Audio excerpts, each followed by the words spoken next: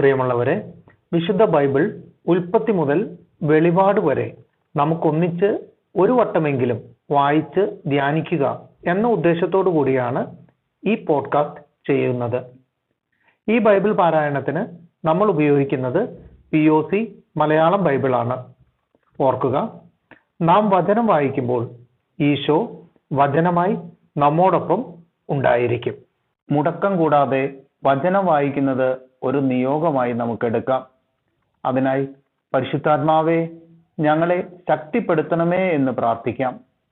അതോടൊപ്പം വചനത്തിലെ വാഗ്ദാനങ്ങൾ ഞങ്ങളിലും ഞങ്ങളുടെ കുടുംബങ്ങളിലും നിറവേറണമേ എന്ന് പ്രാർത്ഥിച്ചുകൊണ്ട് നമുക്ക് ആരംഭിക്കാം.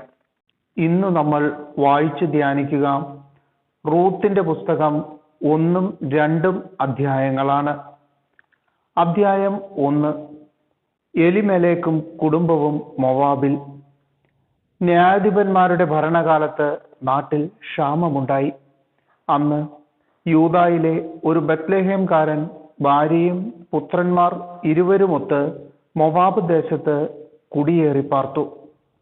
അവന്റെ പേര് എലിമെലേക്ക്, ഭാര്യ നവോമി, പുത്രന്മാർ മഹ്ലോനും കിലിയോനും. അവർ യൂദായിലെ ബത്ലഹേമിൽ നിന്നുള്ള എഫ്രാത്യരായിരുന്നു. അവർ മൊവാബിൽ താമസമാക്കി. നവോമിയുടെ ഭർത്താവ് എലിമെലേക്ക് മരിച്ചു. അവളും പുത്രന്മാരും ശേഷിച്ചു. പുത്രന്മാർ ഓർഫ, റൂത്ത് എന്നീ മൊവാബിയ സ്ത്രീകളെ വിവാഹം ചെയ്തു. 10 വർഷത്തോളം അവർ അവിടെ കഴിഞ്ഞു. അങ്ങനെയിരിക്കെ മഹ്ലോനും കിലിയോനും മരിച്ചു. നവോമിക്ക് ഭർത്താവും പുത്രന്മാരും നഷ്ടപ്പെട്ടു. നവോമിയും റൂത്തും ബത്ലഹേമിലേക്ക്. കർത്താവ് തന്റെ ജനത്തെ ഭക്ഷണം നൽകി അനുഗ്രഹിക്കുന്നു എന്ന് കേട്ട് നവോമി മരുമക്കളോടുകൂടെ മൊവാബിൽ നിന്ന് തിരികെ പോകാനൊരുങ്ങി. അവൾ താമസിച്ചിരുന്ന സ്ഥലത്തു നിന്ന് മരുമക്കളോടുകൂടെ പുറപ്പെട്ട് യൂദായിലേക്കുള്ള വഴിയിലെത്തി. അപ്പോൾ നവോമി മരുമക്കളോട് പറഞ്ഞു, നിങ്ങൾ മാതൃഭവനങ്ങളിലേക്ക് മടങ്ങിപ്പോകുവിൻ. മരിച്ചവരോടും എന്നോടും നിങ്ങൾ കരുണ കാണിച്ചു. കർത്താവ് നിങ്ങളോടും കരുണ കാണിക്കട്ടെ. വീണ്ടും വിവാഹം ചെയ്ത് കുടുംബജീവിതം നയിക്കാൻ കർത്താവ് നിങ്ങളെ അനുഗ്രഹിക്കട്ടെ. അവൾ അവരെ ചുംബിച്ചു. അവർ പൊട്ടിക്കരഞ്ഞു. അവർ പറഞ്ഞു, ഞങ്ങൾ പോകുന്നില്ല. അമ്മയുടെ ആളുകളുടെ അടുത്തേക്ക് ഞങ്ങളും വരുന്നു.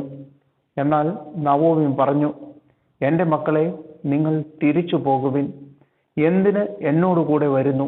നിങ്ങൾക്ക് ഭർത്താക്കന്മാരാകാൻ എനിക്കിനി പുത്രന്മാർ ഉണ്ടാകുമോ? എൻ്റെ മക്കളെ, നിങ്ങൾ മടങ്ങിപ്പോകുവിൻ. വിവാഹം ചെയ്യാൻ കഴിയാത്ത വിധം ഞാൻ വൃദ്ധയായിരിക്കുന്നു. അഥവാ ഈ രാത്രി തന്നെ ഭർത്താവിനെ സ്വീകരിച്ച് പുത്രന്മാരെ ഗർഭം ധരിച്ചാൽ തന്നെ അവർക്ക് പ്രായമാകുന്നതുവരെ നിങ്ങൾ കാത്തിരിക്കുമോ? നിങ്ങൾ വിധവകളായി കഴിയുമോ? ഇല്ല മക്കളെ, കർത്താവിൻ്റെ കരം എനിക്കെതിരായി ഉയർന്നിരിക്കുന്നു. നിങ്ങളെ പ്രതിയും ഞാൻ അത്യന്തം വ്യസനിക്കേണ്ടി വരും. അവർ വീണ്ടും പൊട്ടിക്കരഞ്ഞു. ഓർഫ അമ്മായിയമ്മയെ ചുംബിച്ച് വിടവാങ്ങി. റൂത്ത് അവളെ പിരിയാതെ നിന്നു. നവോമി പറഞ്ഞു, നിന്റെ സഹോദരി ചാർച്ചക്കാരുടെയും ദേവന്മാരുടെയും അടുത്തേക്ക് മടങ്ങിപ്പോയല്ലോ. അവളെ പോലെ നീയും പോകുക. റൂത്ത് പറഞ്ഞു, അമ്മയെ ഉപേക്ഷിക്കാനോ കൂടെ പോരാതിരിക്കാനോ എന്നോട് പറയരുത്. അമ്മ പോകുന്നിടത്ത് ഞാനും വരും, വസിക്കുന്നിടത്ത് ഞാനും വസിക്കും.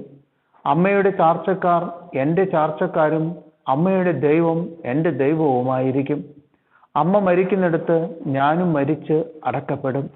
മരണം തന്നെ എന്നെ അമ്മയിൽ നിന്ന് വേർപെടുത്തിയാൽ കർത്താവ് എന്തു ശിക്ഷയും എനിക്ക് നൽകിക്കൊള്ളട്ടെ.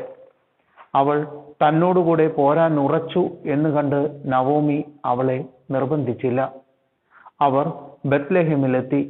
പട്ടണം മുഴുവൻ അവരെ കണ്ടു, വിസ്മയിച്ചു. ഇത് നവോമിയോ എന്ന് സ്ത്രീകൾ പരസ്പരം ചോദിച്ചു. അവൾ പറഞ്ഞു, എന്നെ നവോമി എന്നല്ല മാറ എന്നാണ് വിളിക്കേണ്ടത്. സർവശക്തൻ എന്നോട് വളരെ കഠിനമായിട്ടാണ് പ്രവർത്തിച്ചത്. എല്ലാം തികഞ്ഞവളായി ഞാൻ ഇവിടെ നിന്ന് പോയി.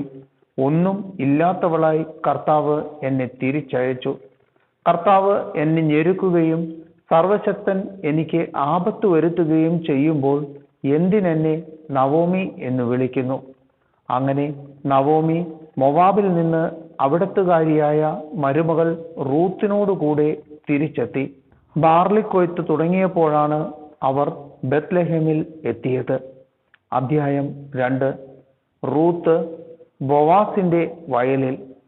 നവോമിയുടെ ഭർതൃകുടുംബത്തിൽ ബോവാസ് എന്നു പേരായ ഒരു ധനികൻ ഉണ്ടായിരുന്നു. ഞാൻ പോയി എന്നെ അനുവദിക്കുന്നവരുടെ വയലിൽ കാല പെറുക്കട്ടെ എന്ന് മൊവാബിയയായ റൂത്ത് നവോമിയോട് ചോദിച്ചു. അവൾ പറഞ്ഞു, പൊയ്ക്കൊള്ളുക. റൂത്ത് വയലിൽ ചെന്ന് കൊയ്ത്തുകാരുടെ പിറകെ കാല പെറുക്കി. എലിമേലെക്കിന്റെ കുടുംബത്തിൽപ്പെട്ട ബോവാസിന്റെ വയലിലാണ് അവൾ എത്തിച്ചേർന്നത്. ബോവാസ് ബത്ലഹേമിൽ നിന്ന് വന്നു. കർത്താവ് നിങ്ങളോടുകൂടെ എന്ന് പറഞ്ഞ് അവൻ കൊയ്ത്തുകാരെ അഭിവാദനം ചെയ്തു. കർത്താവ് അങ്ങയെ അനുഗ്രഹിക്കട്ടെ എന്ന് അവർ പ്രത്യഭിവാദനം ചെയ്തു. കൊയ്ത്തുകാരുടെ മേൽനോട്ടം വഹിച്ചിരുന്ന ഭൃത്യനോട് ബോവാസ് ചോദിച്ചു, ആരാണ് ഈ യുവതി?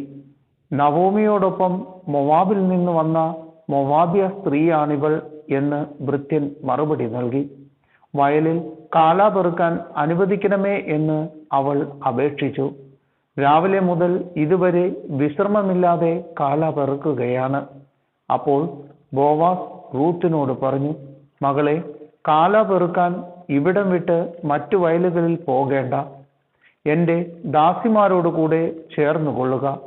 അവർ കൊയ്യുന്നതെവിടെയെന്ന് നോക്കി അവരെ പിന്തുടരുക. നിന്നെ ശല്യപ്പെടുത്തരുതെന്ന് ഭൃത്യന്മാരോട് ഞാൻ പറഞ്ഞിട്ടുണ്ട്. നിനക്ക് ദാഹിക്കുമ്പോൾ അവർ കോരി വെച്ചിട്ടുള്ള വെള്ളം കുടിക്കാം. അവൾ സാഷ്ടാംഗം പ്രണമിച്ചുകൊണ്ട് ബോവാസിനോട് പറഞ്ഞു, അന്യനാട്ടുകാരിയായ എന്നോട് കരുണ തോന്നാൻ ഞാൻ അങ്ങേക്ക് എന്തു നന്മ ചെയ്തു? ബോവാസ് പറഞ്ഞു, ഭർത്താവിന്റെ മരണത്തിന് ശേഷം നീ അമ്മായിയമ്മയ്ക്ക് വേണ്ടി ചെയ്തതും മാതാപിതാക്കളെയും സ്വദേശത്തെയും വിട്ട് അപരിചിതരായ ജനത്തിന്റെ ഇടയിൽ വന്നതുമെല്ലാം എനിക്കറിയാം. നിന്റെ പ്രവർത്തികൾക്ക് കർത്താവ് പ്രതിഫലം നൽകും. നീ അഭയം പ്രാപിച്ചിരിക്കുന്ന ഇസ്രായേലിന്റെ ദൈവമായ കർത്താവ് നിന്നെ സമൃദ്ധമായി അനുഗ്രഹിക്കും. അപ്പോൾ റൂത്ത് പറഞ്ഞു, യജമാനനെ, അങ്ങ് എന്നോട് വലിയ ദയയാണ് കാണിക്കുന്നത്. എന്തെന്നാൽ ഞാൻ അങ്ങയുടെ ദാസിമാരിൽ ഒരുവളല്ല. എങ്കിലും ഈ ദാസിയെ ആശ്വസിപ്പിക്കുകയും കരുണയോടെ സംസാരിക്കുകയും ചെയ്തു. ഭക്ഷണ സമയത്ത് ബോവാസ് അവളോട് പറഞ്ഞു, വന്ന് ഭക്ഷണം കഴിക്കൂ. വീഞ്ഞിൽ മുക്കി അപ്പം ഭക്ഷിച്ചുകൊള്ളൂ. അങ്ങനെ അവൾ കൊയ്ത്തുകാരോടുകൂടെ ഇരുന്നു. അവൻ അവൾക്ക് മലർ കൊടുത്തു. അവൾ ഭക്ഷിച്ചു തൃപ്തയായി. ബാക്കിയും വന്നു. അവൾ കാല പറക്കാൻ എഴുന്നേറ്റപ്പോൾ ബോവാസ് ഭൃത്യന്മാരോട് പറഞ്ഞു, അവൾ കറ്റകളുടെ ഇടയിൽ നിന്നും ശേഖരിച്ചു കൊള്ളട്ടെ. അവളെ ശകാരിക്കരുത്. കറ്റകളിൽ നിന്ന് കുറേശ്ശെ വലിച്ചൂരി അവൾക്ക് പെറുക്കാൻ ഇടണം. അവളെ ശാസിക്കരുത്. അങ്ങനെ അവൾ സന്ധ്യ വരെ കാല പെറുക്കി. മെതിച്ചപ്പോൾ ഏകദേശം 1 ഏഫ ബാർലി ഉണ്ടായിരുന്നു. അവൾ അതെടുത്തുകൊണ്ട് നഗരത്തിലേക്ക് പോയി. താൻ ശേഖരിച്ച ധാന്യം അമ്മായിയമ്മയെ കാണിച്ചു. ബാക്കി വന്ന ആഹാരം അവൾക്ക് കൊടുക്കുകയും ചെയ്തു. അമ്മായിയമ്മ ചോദിച്ചു, എവിടെയാണ് ഇന്ന് നീ കാല പെറുക്കിയത്? എവിടെയാണ് ഇന്ന് നീ ജോലി ചെയ്തത്? നിന്നോട് കരുണ തോന്നിയ മനുഷ്യൻ അനുഗ്രഹീതനാകട്ടെ. താൻ ഇന്ന് ജോലി ചെയ്തത് ബോവാസിനോട് കൂടെയാണെന്ന് അവൾ അമ്മായിയമ്മയോട് പറഞ്ഞു.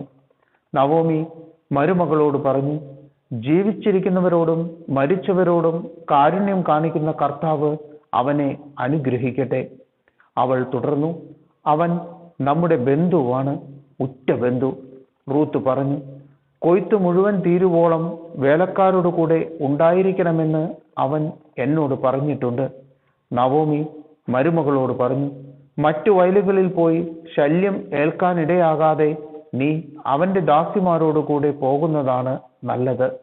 അങ്ങനെ ബാർലിയുടെയും ഗോതമ്പിന്റെയും വിളവെടുപ്പ് കഴിയുന്നതുവരെ അവൾ ബോവാസിന്റെ ദാസിമാരോട് ചേർന്ന് നിന്ന് കാല പെറുക്കി തന്റെ അമ്മായിയമ്മയോടൊത്ത് ജീവിച്ചു.